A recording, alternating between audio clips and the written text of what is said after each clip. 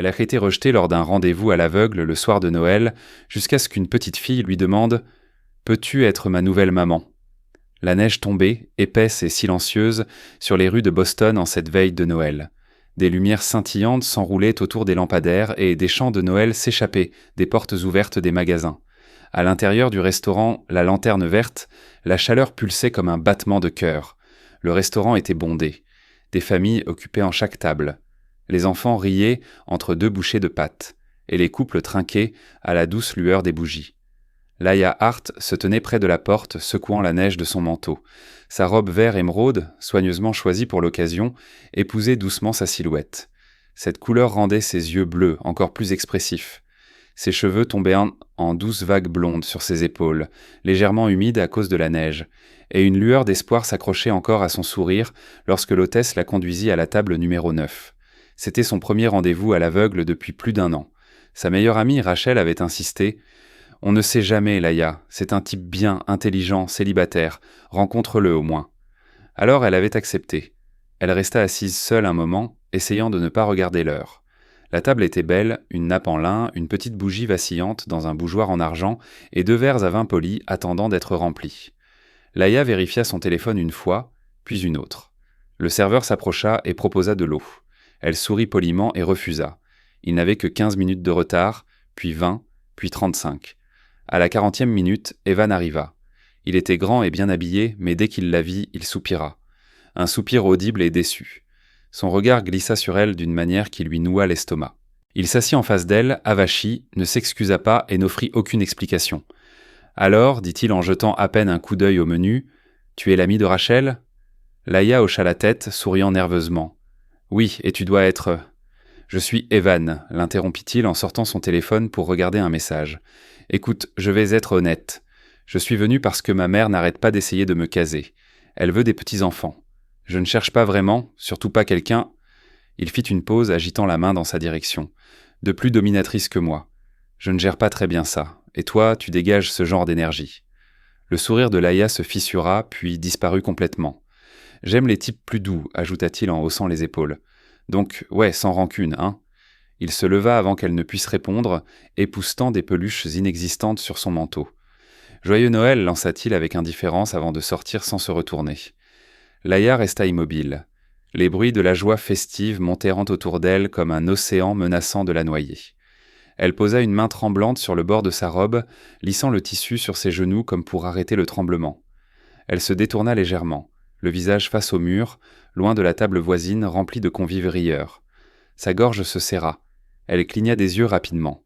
La bougie entre les 2 verres vides vacillait doucement, projetant une lumière dorée sur son verre d'eau. Cette petite flamme semblait lui chuchoter sa solitude. Ce n'était pas seulement à propos d'Evan. C'était à propos de chaque dîner qui s'était terminé par un silence gênant. À propos de chaque homme qui avait dit « Tu es merveilleuse, mais pas pour moi ». À propos de chaque début plein d'espoir qui n'avait mené à rien. Elle avait refusé l'invitation de passer le réveillon avec sa famille pour ça, pour lui, pour une chance. Elle se disait qu'il était normal de vouloir de l'amour, qu'être célibataire à 30 ans n'était pas une malédiction, que quelqu'un, quelque part, la verrait. Mais à cet instant, elle se sentait comme la seule femme à Boston à avoir été abandonnée le soir de Noël. Son souffle se bloqua dans sa poitrine, aigu et douloureux. Elle ne pouvait pas rester ici une seconde de plus. Elle tendit la main vers son manteau, mais avant qu'elle ne puisse se lever de sa chaise, une petite voix s'éleva de sous le bord de la nappe. « Excuse-moi, pourquoi tu es triste ?» Laia baissa les yeux, effrayée. À côté de sa chaise se tenait une petite fille, pas plus âgée de 3 ans, avec de douces boucles châtains encadrant des joues rondes. Elle portait une robe en velours rouge et tenait un petit ours en tricot dans une main. Ses yeux marrons regardaient en Laia, grands et sérieux. Laia la regarda, stupéfaite. La petite fille inclina la tête. « Est-ce que tu as besoin d'un câlin ?» demanda-t-elle doucement. Et à ce moment-là, quelque chose se fissura dans la poitrine de Laia. Pas de douleur, mais face à la forme de miséricorde la plus douce et la plus inattendue. Laia regarda la petite silhouette près de sa chaise. « Est-ce que tu as besoin d'un câlin ?» demanda encore la fille. Sa voix était douce, calme et terriblement sincère. Laia ne savait pas quoi répondre. Son cœur déjà brisé s'adoucit complètement. Elle réussit à esquisser un sourire tremblant. C'est un geste très gentil. La fille hocha sérieusement la tête. « Je m'appelle Ruby, j'ai 3 ans. » Elle leva 3 doigts. « Mon papa dit que les câlins aident, surtout quand le visage de quelqu'un a l'air vraiment triste. Un rire doux échappa à Laïa avant qu'elle ne puisse l'arrêter. Elle cligna rapidement des yeux, ne se faisant pas confiance pour parler. Une voix retentit à quelques pas. Calme, basse, prudente. « Ruby !» Laïa tourna la tête. Un homme se tenait près de la table, quelques pas derrière elle. Il était grand, dépassant clairement le 1,80 m, avec des cheveux noirs courts et une présence forte mais douce. Son pull en tricot noir moulait de larges épaules, et son manteau, encore poudré de neige, était posé sur le dossier d'une chaise. Il ne souriait pas. Mais ses yeux, gris avec un soupçon d'orage, étaient chaleureux. Inquiet, il fit lentement un pas en avant, posant une main sur la petite épaule de Ruby. « Je suis vraiment désolé, dit-il en offrant à Laïa un hochement de tête silencieux et respectueux. Ruby est très amicale. Elle ne comprend pas encore tout à fait les limites personnelles. Elle est merveilleuse, commença Laïa, mais sa voix se brisa de nouveau. L'expression de l'homme s'adoucit. « Je suis Adriane. » Laïa, elle hésita, puis hocha la tête. Adriane la regarda un moment, comme s'il absorbait la rougeur autour de ses yeux, la bougie vacillant toujours entre les verres intacts et le léger tremblement de ses mains. Sans un mot, il fouilla dans la poche de son manteau, sortit un petit paquet de mouchoirs et en posa doucement un sur la table devant elle. Il ne la toucha pas, ne l'oppressa pas, il le posa simplement là et recula. C'était une gentillesse si simple que sa gorge se serra à nouveau. Puis il s'accroupit près de Ruby, se mettant à son niveau. « Ma chérie, dit-il doucement. Parfois les adultes se sentent tristes, et c'est normal. Mais quand quelqu'un est triste, nous devons être particulièrement gentils et très doux avec eux. Tu peux te souvenir de ça ?» Ruby hocha lentement la tête. « J'ai été douce. Je ne lui ai pas sauté dessus. » Adriane réprima à peine un sourire. « Tu as été très douce ?» Ruby se tourna vers Laïa. Son petit front se plissa de concentration. Puis, comme si elle arrivait à une grande décision, elle tendit la main et posa sa petite paume sur la main de Laïa. « Tu veux manger avec nous ?» demanda-t-elle joyeusement. « Mon papa fait du très bon poulet. Enfin, il ne le cuisine pas. Il appelle et il l'apporte. Mais c'est délicieux, comme s'il l'avait cuisiné. » La bouche d'Adriane s'ouvrit, puis se referma. Il avait l'air presque choqué. « Ruby, commença-t-il, mais Laïa riait déjà. Le rire la prit par surprise, plein et authentique, réchauffant son visage pour la première fois de la soirée. « Elle est très convaincante, dit-elle en jetant un regard doux à Adriane. Il frotta sa nuque, visiblement embarrassé. « Je promets qu'elle n'invite généralement pas d'inconnus à dîner. Pas depuis Thanksgiving dernier. »« Ce n'est pas une inconnue, c'est Laïa, » dit Ruby en tirant sur sa manche. Adriane regarda Ruby, puis Laïa. Il hésita. « Si cela ne vous dérange pas, nous serions ravis que vous vous joigniez à nous. Sans pression, bien sûr. » Laïa baissa les yeux vers le visage plein d'espoir de Ruby, vers ses grands yeux noisettes fixés sur elle. Il n'y avait aucun piège, aucun jugement, seulement une bonté pure et ouverte. Et à ce moment-là, Laïa sentit que quelque chose avait changé. Personne ne l'avait jamais choisi comme ça auparavant, pas en premier, pas si instinctivement, pas si simplement. Elle regarda Adriane, puis de nouveau Ruby. « J'aimerais beaucoup, dit-elle doucement. J'aimerais vraiment beaucoup. » Ruby rayonna et lui tendit de nouveau la main. Les épaules d'Adriane se détendirent. Pour la première fois cette nuit-là, Laïa sentit une chaleur qui ne provenait pas seulement des bougies du restaurant. Ce n'était pas ainsi qu'elle imaginait son Noël idéal, mais peut-être était-ce exactement ainsi que cela devait être. L'hôte les conduisit dans un coin plus calme du restaurant où une petite table ronde se dressait sous une fenêtre givrée. Ruby grimpa immédiatement sur le siège central et tapota les chaises de chaque côté d'elle. « Tu t'assois ici, Laïa, commanda-t-elle. Et toi, tu t'assois ici, Adriane. On est comme un sandwich. » Adriane haussa les sourcils avec une expression amusée, tirant la chaise pour Laïa avant de s'asseoir sur la sienne. Ruby posa sa peluche sur la table comme un quatrième invité et commença à bavarder dès qu'ils furent assis. « Il y a un chat qui habite dans notre rue, » commença-t-elle en balançant ses jambes. « Il est roux et grincheux, et une fois il a volé mon fromage. Je l'ai appelé Pudding, mais papa l'appelle le fléau. Au fait, la neige a un goût différent quand tu l'attrapes avec la langue. Et devine quoi, j'ai vu le Père Noël aujourd'hui. » Laïa riait. Elle riait vraiment pour la première fois de la soirée. Elle regarda Adriane et vit un faible sourire sur ses lèvres alors qu'il dépliait soigneusement une serviette pour la poser sur les genoux de Ruby. « Petit morceau, s'il te plaît, » dit-il en coupant le poulet rôti de Ruby en tranches nettes. Il prit une autre serviette et la posa délicatement sur les genoux de Laïa. « Au cas où la neige t'aurait suivi à l'intérieur, » dit-il doucement, presque timidement. Le serveur arriva avec les boissons. Adriane tendit à Laïa une tasse de thé fumante sans un mot, comme si c'était naturel, attendu. Ses mains entourèrent la chaleur et elle le regarda. Elle le regarda vraiment. Ce n'était pas juste un homme jouant le rôle de père. C'était un homme qu'il était devenu complètement.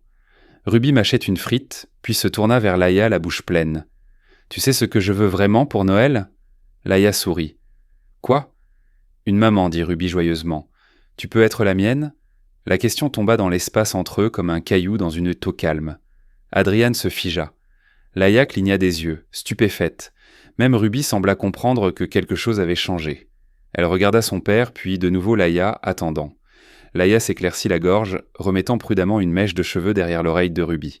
« Je ne sais pas, ma douce fille, dit-elle avec précaution. Mais tu es si merveilleuse, je pense que tout le monde voudrait faire partie de ta famille. » Ruby accepta la réponse avec un petit signe de tête, bien que ses yeux restassent pleins d'espoir.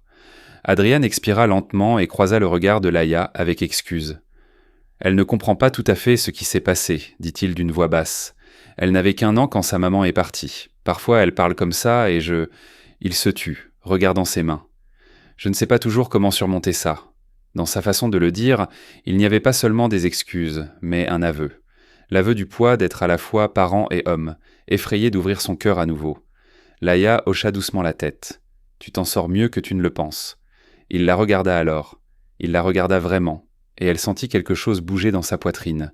Pas encore romantique, mais profondément humain. De la reconnaissance, du respect. Ruby, ignorant la tension, attrapa un morceau de pain. Laïa tendit la main à travers la table et pressa doucement les petits doigts de Ruby. « Tu t'en sors bien aussi, tu sais, chuchota-t-elle. Ruby se tourna vers Adrian, rayonnante. « Papa, elle n'est plus triste. J'ai réussi, je l'ai réparée. » Le visage d'Adrian s'adoucit complètement. Il regarda sa fille, puis Laïa, la femme que sa fille avait d'une manière ou d'une autre attirée dans leur vie, comme un rayon de lumière dans la nuit la plus sombre de l'année. Et dans ce seul regard partagé entre eux, quelque chose passa. Pas de promesse, pas d'attente. Juste un moment de compréhension mutuelle silencieuse, de gratitude, de connexion, et le début de quelque chose qu'aucun d'eux n'avait prévu. Laïa serra la main de Ruby.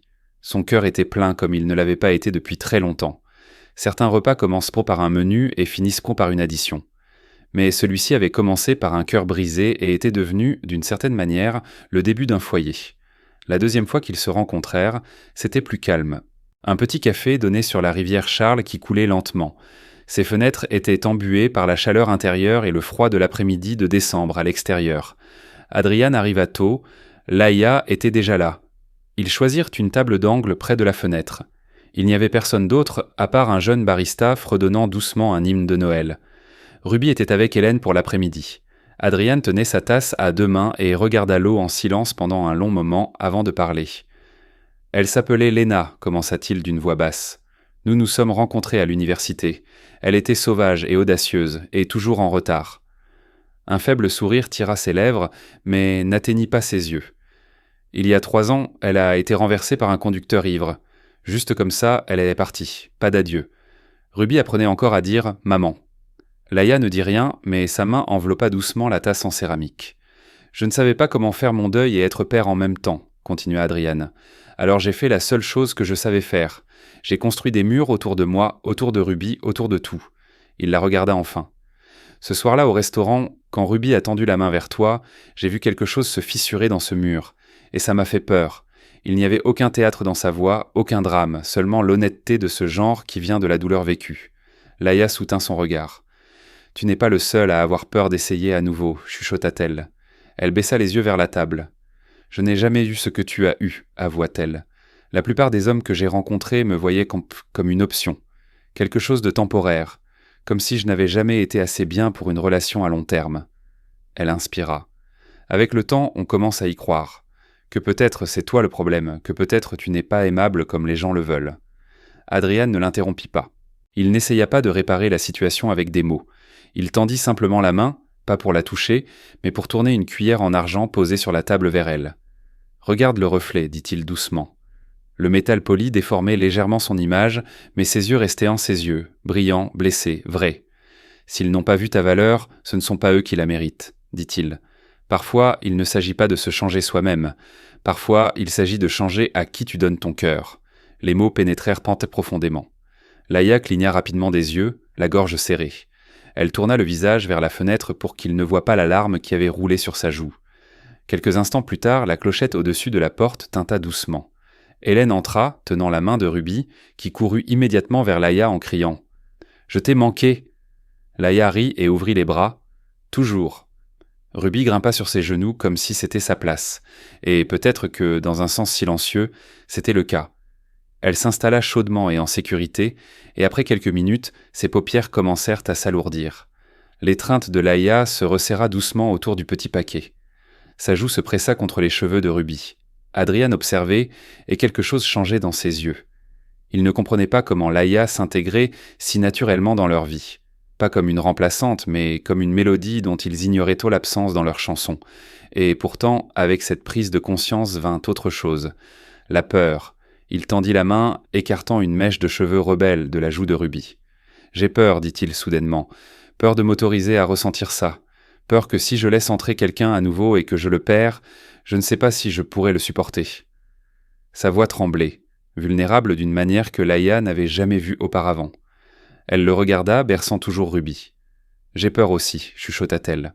Mais peut-être que nous pouvons avoir peur et essayer quand même. » Ce n'était pas une promesse grandiose.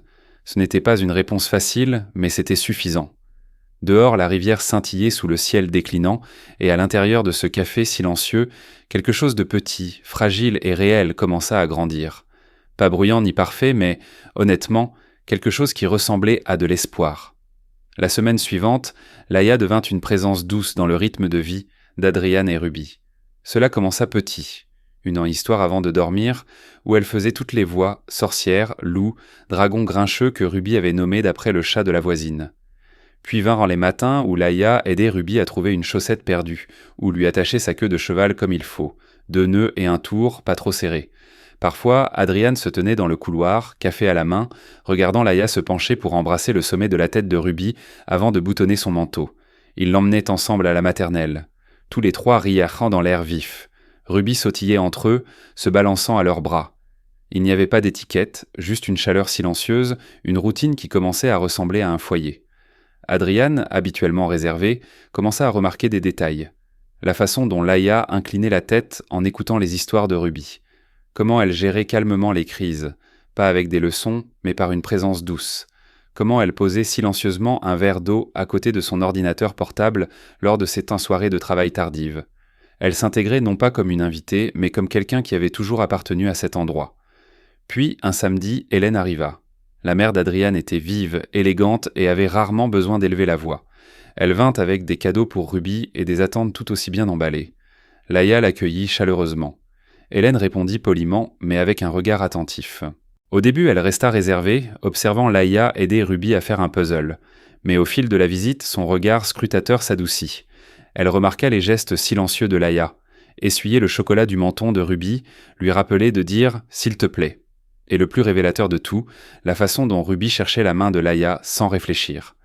Plus tard dans la cuisine, pendant que Laïa versait du jus dans un verre, Hélène se tourna vers Adrian. « Elle est douce, dit-elle doucement. » Ruby réagit à ça. Adrian hocha simplement la tête.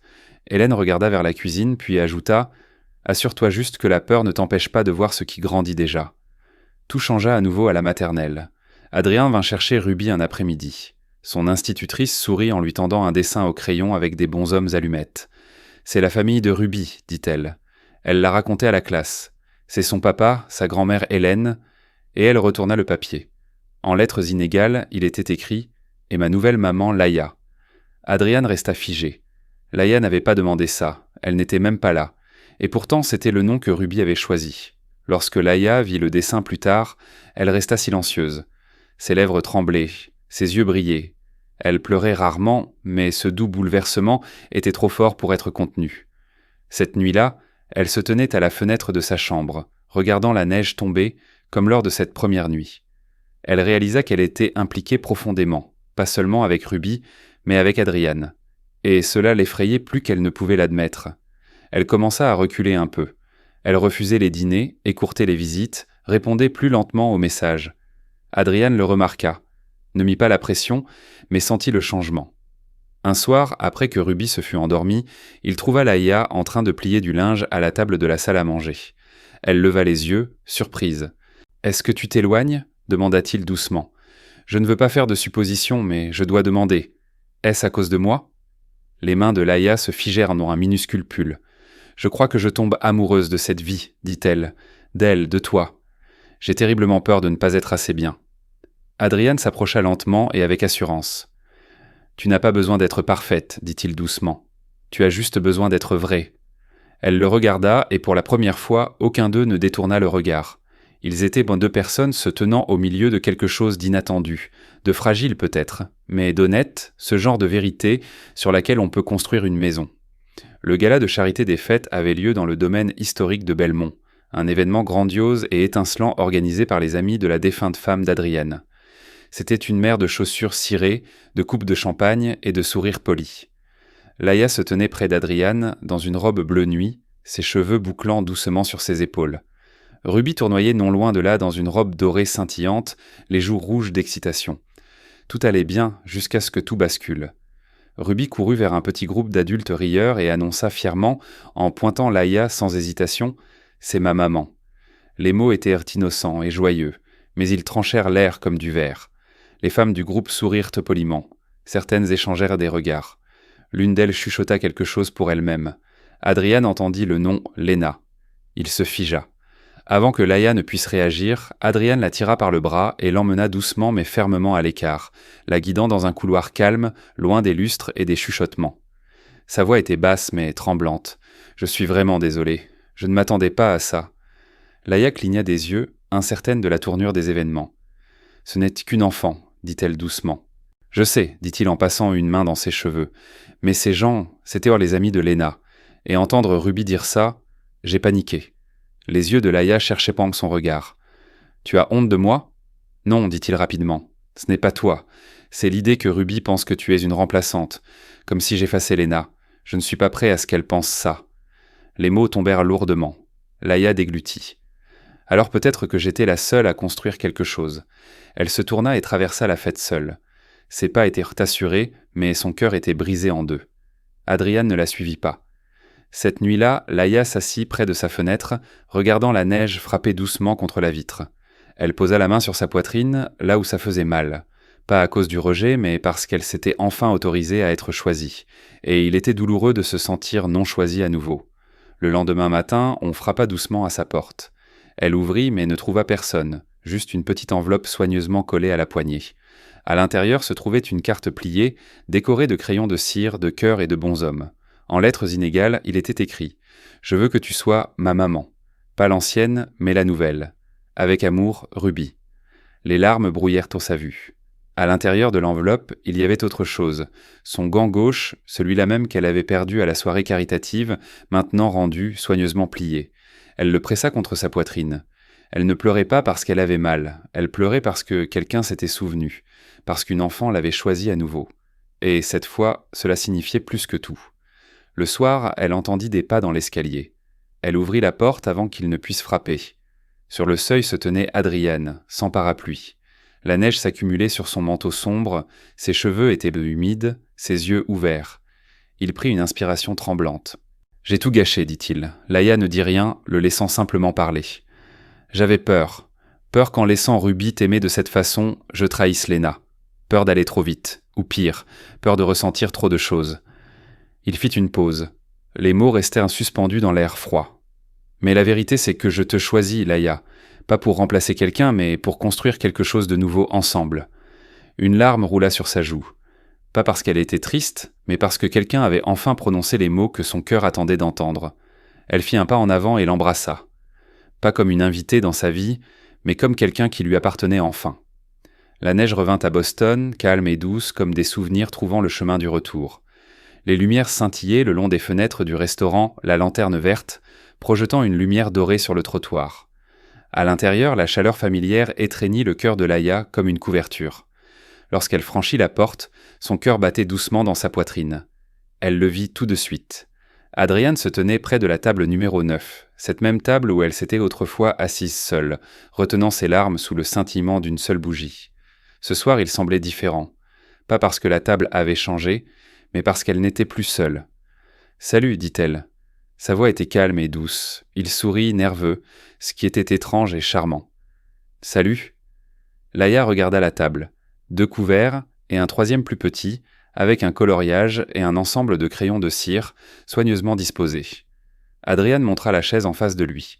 J'ai pensé qu'il était temps de boucler la boucle. Elle s'assit, remettant une mèche libre derrière son oreille. « Tu te souviens de cette table ? » ?»« Je me souviens de la femme qui était assise ici, dit-il, et comment elle a choisi de rester, même quand cette nuit aurait pu la briser. » Le serveur apporta du cidre chaud pour eux deux et un bol de pâtes pour la petite fille qui allait bientôt les rejoindre. Adrian inspira lentement. « Je n'ai pas apporté de bague. » Laïa cligna légèrement des yeux, un peu stupéfaite. « Parce que je ne te demande pas en mariage, continua-t-il. Je te demande quelque chose de plus grand que ça. » Elle croisa son regard. « Laïa, veux-tu devenir notre famille ? Pas comme une remplaçante, pas comme quelqu'un pour combler un vide, mais comme la femme qui rend notre vie plus complète, plus réelle, plus chaleureuse. » Sa main tremblait légèrement lorsqu'elle la porta à sa bouche. Adrian se pencha plus près. Sa voix devint plus basse. « Nous ne te demandons pas d'oublier qui tu es. Nous te demandons d'apporter tout ce que tu es dans ce que nous sommes. » Une petite explosion d'énergie arriva juste à ce moment-là. Une robe en velours rouge volait, alors que Ruby courait de l'entrée droit vers Laïa. Elle serra fort ses jambes. « Mademoiselle Laïa, » chuchota Ruby en levant la tête pour la regarder avec de grands yeux suppliants. « Tu veux être ma nouvelle maman ? Maintenant ?» Laïa se pencha lentement. Ses yeux étaient déjà pleins de larmes. « J'attendais que tu me le demandes, » chuchota-t-elle. Puis elle hocha la tête. « Oui, oui, à la petite fille qu'il avait choisie 2 fois. Oui, à l'homme qui avait eu le courage d'ouvrir son cœur à nouveau. Oui, à la famille qu'elle ne pensait jamais trouver. Assise à la table qu'elle avait autrefois considérée comme le symbole de la nuit la plus solitaire de sa vie. » Lorsque Ruby poussa un cri de joie en la serrant plus fort, Adrian tendit la main à travers la table et prit doucement la main libre de Laïa. Elle le regarda et pour la première fois, derrière son sourire, il n'y avait pas de peur, seulement la paix, seulement l'appartenance. Et c'est ainsi que la table qui avait autrefois porté la tristesse portait maintenant quelque chose de sacré, un commencement. La lumière du matin filtrait doucement à travers les fenêtres de la cuisine, recouvrant tout d'une lueur dorée. Une odeur de vanille et de cannelle flottait dans l'air, avec le bruit des rires et le tintement des cuillères. Ruby se tenait fièrement sur un tabouret, portant une énorme toque de chef qui glissait constamment sur ses yeux. De la pâte était éparpillée sur ses joues, et ses petites mains travaillaient assidûment, remuant le mélange dans un grand bol vert. « Crêpes de fête !» annonça-t-elle d'une voix pleine de triomphe. « Aujourd'hui, supplément de pépites pour la fête. » Adrian s'appuya contre le comptoir à côté, portant un simple t-shirt blanc et un tablier bleu marine couvert de farine. Ses manches étaient retroussées et son sourire était léger, rien à voir avec le PDG boutonné que le monde connaissait. C'était lui, tel qu'il était vraiment. De l'autre côté de la cuisine, Laïa mettait la table, plaçant délicatement une fleur dans un petit vase en verre. Ses mouvements étaient paisibles, naturels, comme ceux de quelqu'un qui avait toujours appartenu à cet endroit. Lorsque Ruby commença à verser la pâte, dont la majeure partie coula à côté de la poêle, Hélène entra dans la pièce. Ses talons claquaient sur le carrelage alors qu'elle inspectait le désordre. La fleur par terre, le sirop renversé. Ruby fredonnait une chanson de fête, un peu faux. Laïa se tourna et se redressa un peu, ne sachant pas comment interpréter l'expression de la femme âgée. Mais Hélène sourit. Elle s'approcha de Laïa, posa une main sur son épaule et dit d'une voix calme et ferme « Bienvenue dans la famille, ma chère. » Les yeux de Laïa se remplirent de larmes. Ce n'était pas un geste grandiose, pas un discours, mais c'était tout ce dont elle avait besoin. La reconnaissance, l'acceptation, une porte qui s'ouvre au lieu de se fermer. Ils se rassemblèrent tous autour de la table, alors que Ruby grimpait sur son siège rehausseur. Une tour de crêpes légèrement tordue trônait au centre, couronnée d'une généreuse poignée de crème chantilly et d'une fraise de travers.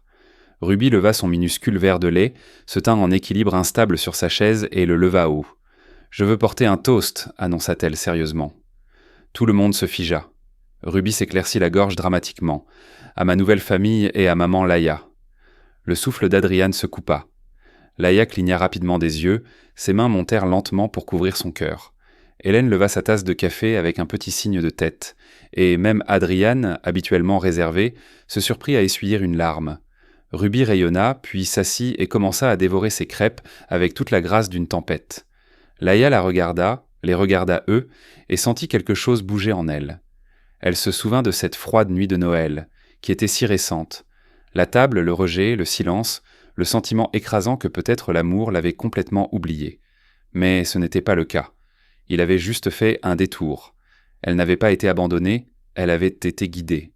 Guidée vers une petite fille curieuse en robe de velours rouge avec un cœur assez grand pour accueillir une inconnue. guidée vers un homme qui avait choisi d'aimer non pas par obligation, mais parce qu'il la voyait. Laïa tendit prudemment la main, remettant les cheveux de Ruby derrière son oreille. Puis elle regarda à travers la table vers Adrian, qui lui lança un regard qui disait tout sans mots. Ce n'était pas une famille parfaite. C'était leur famille, née non pas du sang, mais du courage, du choix, de l'audace d'ouvrir à nouveau la porte.